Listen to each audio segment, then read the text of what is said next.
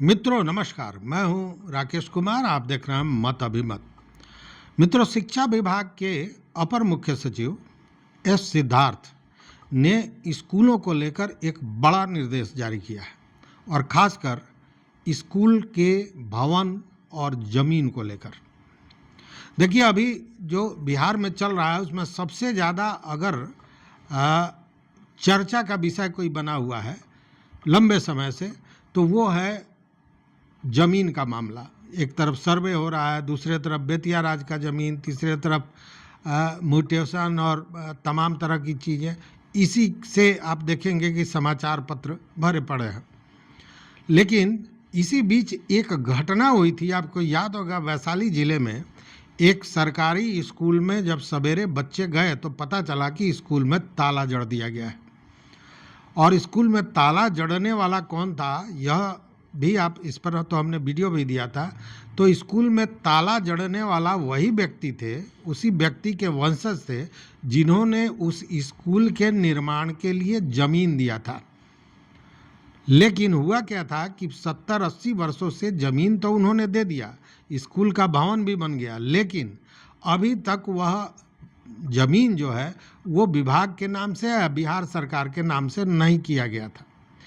और जबकि जो भूदाता हैं उनका देहांत हो गया, उसके बाद कई बार परिजन भी इसके लिए विभाग के पास दौड़ते रहे कि स्कूल को सरकार के नाम पर ज़मीन जो दान दिया गया है वो उसको सरकार के नाम पर कर लिया जाए, लेकिन विभाग द्वारा कोई इस पर सुनवाई नहीं की जा रही थी। और अंततः गुस्से में आकर जो भूदाता थे उनके वंशजों ने, उनके पोते ने आकर स्कूल में ताला मार दिया। मचा हड़कंप। जब मचा हड़कंप तो शिक्षा विभाग के उच्चाधिकारी से लेकर और सीईओ और तमाम लोग पहुँचे, पुलिस पहुँची और तब मामले को समझा गया। समझा बुझाकर फिर स्कूल का ताला खुला, लेकिन इस ताले ने शिक्षा विभाग के आंख पर पड़े ताले को भी खोल ये दिया कि उसके बाद एक निर्णय एस सिद्धार्थ ने लिया और ये कहा कि बिहार में जितने भी स्कूल हैं उनके जमीन की पूरी विवरण डीईओ कार्यालय में होनी चाहिए, ये संधारित की जाएगी और इसके लिए तमाम तरह का निर्देश दिए गए।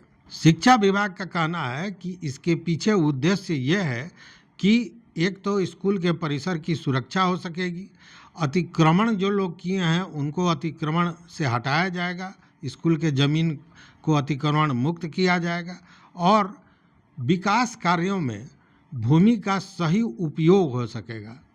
चूँकि इसके पीछे सबसे बड़ा कारण यह है कि सूबे में प्रारंभिक विद्यालय से लेकर उच्च विद्यालयों की संख्या देख लीजिए तो 70-71 हज़ार से ज़्यादा है।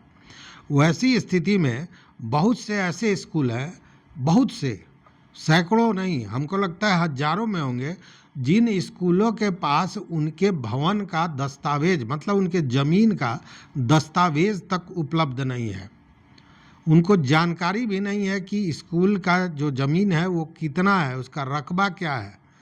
चूँकि इस पहले से जितने पर स्कूल चल रहा है उसी पर बाउंड्री कर लिए, उसी पर काम कर रहे हैं, उतना ही स्कूल के, जबकि उसके बाहर भी स्कूल की भूमि है, लेकिन ये जानकारी ही नहीं है। तो सबसे पहले तो ऐसे स्कूल के जो ज़मीन है उसके रकबा को, उसके कागज़ों को, उसके दस्तावेजों को अद्यतन करने का निर्देश दिया गया है। वहीं दर्जनों नहीं सैकड़ों ऐसे स्कूल हैं जिसके ज़मीन पर कब्जा कर लिया गया, अतिक्रमण कर लिया गया। आप ग्रामीण क्षेत्रों में देखिएगा, स्कूल परिसर में लोग पुआल का पुजौली लगा देते हैं, अपने गाय भैंस बांधते हैं, ये सारी चीज़ें होती रही है। तो ये अतिक्रमण नहीं तो और क्या है।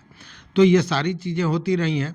और उतना ही नहीं, बहुत से ऐसे ज़मीन हैं जो स्थानीय लोगों ने स्कूल निर्माण के लिए भूदान कर दिया, ज़मीन को दान कर दिया स्कूल के निर्माण के लिए, स्कूल का निर्माण भी हुआ, लेकिन आज तक उस ज़मीन का म्यूटेशन नहीं हुआ, या बहुत सा ऐसा ज़मीन है जो सरकार के नाम से हुआ ही नहीं, जो सरकार के नाम से हुआ उसका म्यूटेशन नहीं हुआ।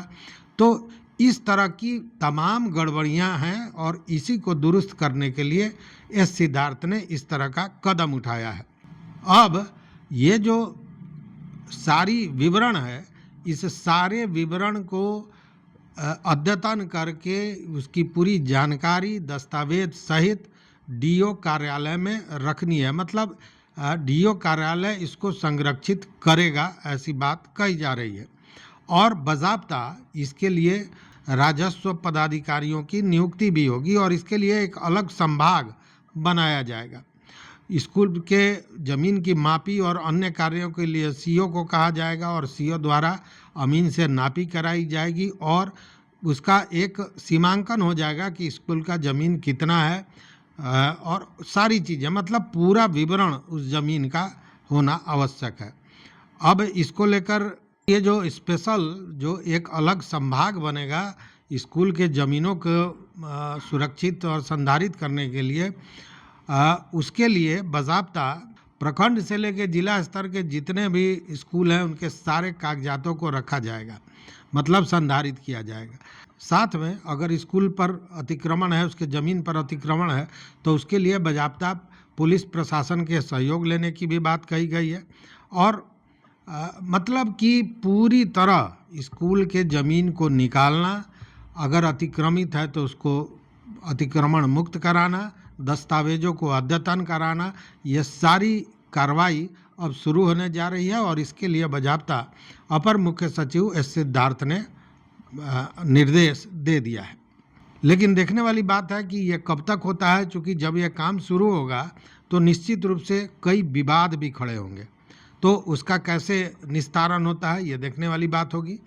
लेकिन यह एक महत्वपूर्ण विषय है, महत्वपूर्ण कार्य है जो आज तक शिक्षा विभाग ने इस पर ध्यान नहीं दिया और एस सिद्धार्थ ने इसे महत्वपूर्ण मानते हुए इस पर कार्रवाई शुरू कर दी है। इससे लाभ ये होगा कि स्कूल की भूमि जो है वो सुरक्षित रहेगी, स्कूल का परिसर सुरक्षित रहेगा, अतिक्रमण नहीं होगा और तमाम चीज़ें। स्कूल में अगर ज़्यादा जगह है, अब आपने देखा होगा कि कई ऐसे स्कूल हैं जहाँ पे एक ही परिसर में 2-2, 3-3 स्कूल चल रहे हैं, तो अगर वहाँ पे ज़मीन ज़्यादा हुआ तो ऐसी स्थिति में परिसर भी अलग अलग हो जाएंगे। तो कई तरह के लाभ इसमें दिख रहे हैं। देखते हैं आगे क्या होता है। इस वीडियो में बस इतना ही। मित्रों, चैनल पर नए हो तो सब्सक्राइब कीजिए, लाइक कीजिए, दोस्तों के साथ शेयर कीजिए और अपना विचार जरूर दीजिए। बहुत बहुत धन्यवाद। कोटिशाह आभार।